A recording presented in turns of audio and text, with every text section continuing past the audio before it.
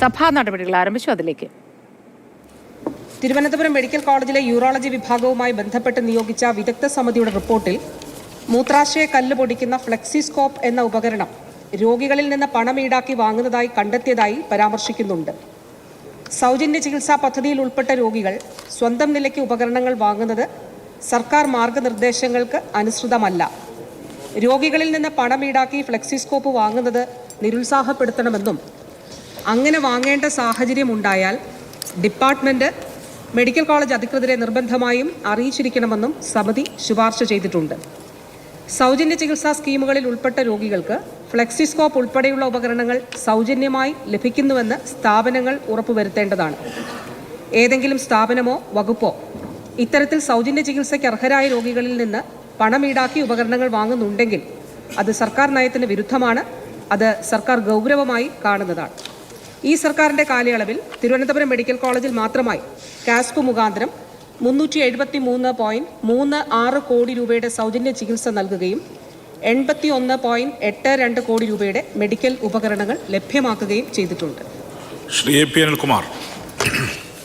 Sir, Thiruvananthapuram medical കോളേജിലെ urology വിഭാഗം മേധാവി ഡോക്ടർ ഹാരിസ് നടത്തിയ ഒരു പരാമർശം, ഒരു ഫേസ്ബുക്ക് കുറിപ്പ്, അവിടെ എത്തുന്ന സാധാരണ രോഗികളിൽ നിന്ന് പണം വാങ്ങിക്കൊണ്ട് ശസ്ത്രക്രിയാ ഉപകരണങ്ങൾ വാങ്ങേണ്ട അവസ്ഥയാണുള്ളത് എന്നുള്ളത് നമ്മൾ ഇവിടെ ചർച്ച ചെയ്ത കാര്യമാണ് സർ. സർ, ഈ ഒരു കാര്യം മാത്രമല്ല സർ, അവിടെ യൂറോളജി വിഭാഗവുമായി ബന്ധപ്പെട്ടതാണെങ്കിൽ ചില മെഡിക്കൽ കോളേജിൽ നിന്ന് ഹൃദയ ശസ്ത്രക്രിയയുമായി ബന്ധപ്പെട്ട ഉപകരണങ്ങളില്ല എന്ന വാർത്ത വരുന്നു. എന്നിട്ട് സർ, എക്സ്റേ ഫിലിം പോലും ഇല്ല എന്നുള്ള വാർത്തകൾ വന്നുകൊണ്ടിരിക്കുകയാണ്. സർ, സാധാരണ രോഗികൾക്ക് ലഭിക്കേണ്ട ഇത്തരം കാര്യങ്ങൾ ലഭ്യമാക്കുന്നതിന് എന്ത് നടപടിയാണ് ഗവൺമെൻറ് സ്വീകരിച്ചിട്ടുള്ളത്? ബഹുമാനപ്പെട്ട മിനിസ്റ്റർ. സർ, ഉത്തരത്തിൽ വളരെ വ്യക്തമായി ഞാൻ പറഞ്ഞിരുന്നു. ഒന്ന് സർ, അർഹരായിട്ടുള്ള രോഗികൾക്ക് ഇപ്പോൾ കാരുണ്യ ആരോഗ്യ സുരക്ഷാ പദ്ധതി പ്രകാരം ഒരു വർഷം 1498 കോടി രൂപയാണ് സംസ്ഥാന സർക്കാർ മാത്രം ചെലവഴിക്കുന്നത് സർ. അപ്പോൾ സൗജന്യ ചികിത്സ ലഭ്യമാക്കുന്നു എന്നുള്ളത് ഉറപ്പാക്കുന്നുണ്ട്. അതോടൊപ്പം സർ, ആവശ്യമായിട്ടുള്ള ഉപകരണങ്ങൾ ഒരു കണക്ക് നമ്മൾ പരിശോധിച്ചാൽ തിരുവനന്തപുരം മെഡിക്കൽ കോളേജിൽ മാത്രം UDFൻ്റെ കാലഘട്ടത്തിലും അതോടൊപ്പം തന്നെ ഈ LDFൻ്റെ ഒന്നാം പിണറായി വിജയൻ സർക്കാരിൻ്റെ കാലഘട്ടത്തിലും രണ്ടാം സർക്കാരിൻ്റെ കാലഘട്ടത്തിൽ ഈ 4 വർഷ കാലയളവിലും എത്ര തുക തിരുവനന്തപുരം മെഡിക്കൽ കോളേജിൽ എക്യുപ്മെൻറ്റ്സിന് മാത്രം ചെലവഴിച്ചിട്ടുണ്ട് എന്നുള്ളത് പരിശോധിച്ചാൽ സാർ, UDFൻ്റെ കാലഘട്ടത്തിൽ 2011 മുതൽ 2016 വരെ 15.64 കോടി രൂപയാണ് സാർ ചെലവഴിച്ചിട്ടുള്ളത്. ഒന്നാം പിണറായി വിജയൻ സർക്കാരിൻ്റെ കാലഘട്ടത്തിൽ 41,80,93,781 രൂപയാണ് സാർ ചെലവഴിച്ചിട്ടുള്ളത്. സാർ, രണ്ടാം പിണറായി വിജയൻ സർക്കാരിൻ്റെ കാലഘട്ടത്തിൽ 4 വർഷ കാലയളവിൽ സാർ കിഫ്ബിയുടെ 43 കോടി രൂപ കൂടി, അതിൻ്റെ എക്യുപ്മെൻറ്റ്സ് കൂടിയുണ്ട് സാർ, സ്പെക് സ്കാനും ഉൾപ്പെടെയുള്ളവ. അങ്ങനെ 80.66 കോടി രൂപയുടെ ഉപകരണങ്ങൾ സാർ അവിടെ വാങ്ങിച്ചു കൊടുത്തിട്ടുണ്ട്. സാർ, ഞാൻ വിദഗ്ധ സമിതിയുടെ റിപ്പോർട്ട് ടേബിൾ ചെയ്യുന്നു സാർ. അതിൽ ഈ റിപ്പോർട്ടിൽ സാർ എല്ലാ അംഗങ്ങൾക്കും അത് വായിക്കാവുന്നതാണ്. അതിൽ ഈ സമിതി യൂറോളജി ഡിപ്പാർട്ട്മെൻറ്റിൻ്റെ മാത്രം ഒരു കണക്ക് പറഞ്ഞിട്ടുണ്ട് സാർ. അതിൽ പറയുന്നത് എക്യുപ്മെൻറ്റ് പ്രൊക്യൂർമെൻറ്റ് പ്ലാൻ ഫണ്ടിലൂടെ എങ്ങനെ നടത്തുന്നു എന്നുള്ളതാണ്. ഇപ്പോൾ 2011 മുതൽ 2016 വരെ ഉള്ള പർച്ചേസിംഗ് ഓഫ് സച്ച് എക്യുപ്മെൻറ്റ്സ് അതിൻ്റെ എമൗണ്ട് പറഞ്ഞിരിക്കുന്നത് സാർ 26,90,000 രൂപയാണ് സാർ. അതേസമയം 2018 മുതൽ 22 വരെയുള്ള 4 വർഷ കാലയളവിൽ സാർ 1,43,73,73,000 രൂപ സാർ അവിടെ ചെലവഴിച്ചിട്ടുണ്ട്. അതിനുശേഷം സാർ 2022 മുതൽ 24 വരെ അവിടെ ചെലവഴിച്ചത് 1,12,00,000 രൂപ സാർ. അതിനുശേഷമുള്ളത് ഇപ്പോൾ അവിടെ ഈ വർഷം ഉൾപ്പെടെ പ്ലാൻ ഫണ്ടിൽ നിന്ന് ചെലവഴിക്കുന്നുണ്ട് സാർ. അതുകൂടാതെ HDSൽ നിന്ന് 31,72,822 സാർ. ഇവിടെ കാണേണ്ടത്, ഇവിടെ പരാമർശിക്കപ്പെട്ടത് ഞാൻ ഇവിടെ പറഞ്ഞതുപോലെ മൂത്രാശയ കല്ല് പൊടിക്കുന്നതിനുള്ള ഫ്ലെക്സിസ്കോപ്പ് എന്നുള്ള ഉപകരണമാണ് സാർ. അത് സ്കീമുകളിൽ ഉൾപ്പെട്ട രോഗികൾക്ക് സൗജന്യമായി ലഭ്യമാക്കണം എന്നുള്ളതാണ് സാർ സർക്കാർ നയം.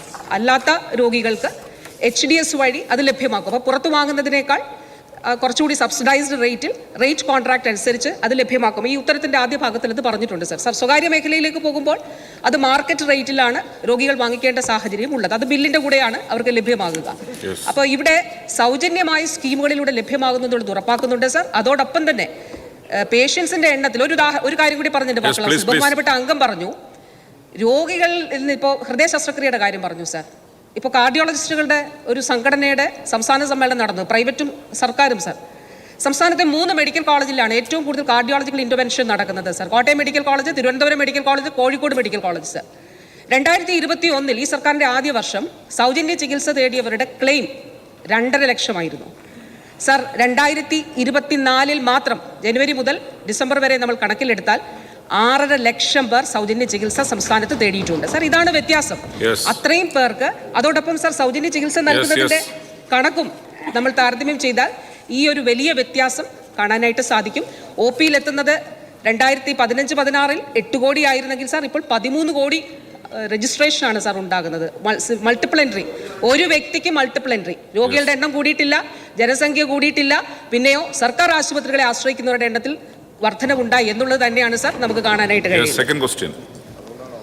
സാർ, ബഹുമാനപ്പെട്ട മന്ത്രി ചെലവഴിച്ച കണക്കുകളുടെ കാര്യങ്ങളൊക്കെ പറഞ്ഞു.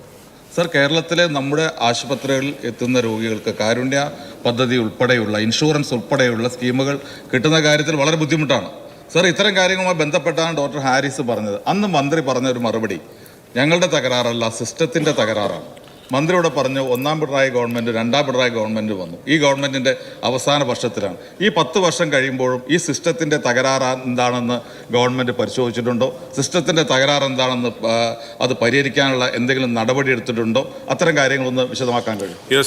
സർ, പത്തനംതിട്ടയിൽ കുമ്പഴയിൽ മാധ്യമങ്ങൾ എന്നോട് ചോദിച്ചപ്പോൾ ഈ യൂറോളജി വകുപ്പ് മേധാവിയുമായി ബന്ധപ്പെട്ട ചോദ്യത്തിനുള്ള എൻ്റെ മറുപടിയായിരുന്നു സർ. ഞാൻ പറഞ്ഞത് വളരെ വ്യക്തമായിട്ട് തന്നെ അന്ന് പറഞ്ഞു, ഒരു വിദ്യാർത്ഥിക്ക് ശസ്ത്രക്രിയ മുടങ്ങി എന്നത് ആ ഡോക്ടർക്ക് ആ രീതിയിൽ ഫീൽ ചെയ്തത് നല്ലൊരു കാര്യമായിട്ട് ഞാൻ കാണുന്നു എന്നുള്ളത് അന്ന് പറഞ്ഞു. രണ്ടാമത്തെ കാര്യം പറഞ്ഞത് സാർ, ഇതിൽ ഒരു സർക്കാർ സംവിധാനത്തിൽ സ്വകാര്യ മേഖല പോലെ നമുക്കൊരു എക്യുപ്മെൻറ്റ് പ്രൊക്യൂർ ചെയ്യാൻ കഴിയില്ല സാർ.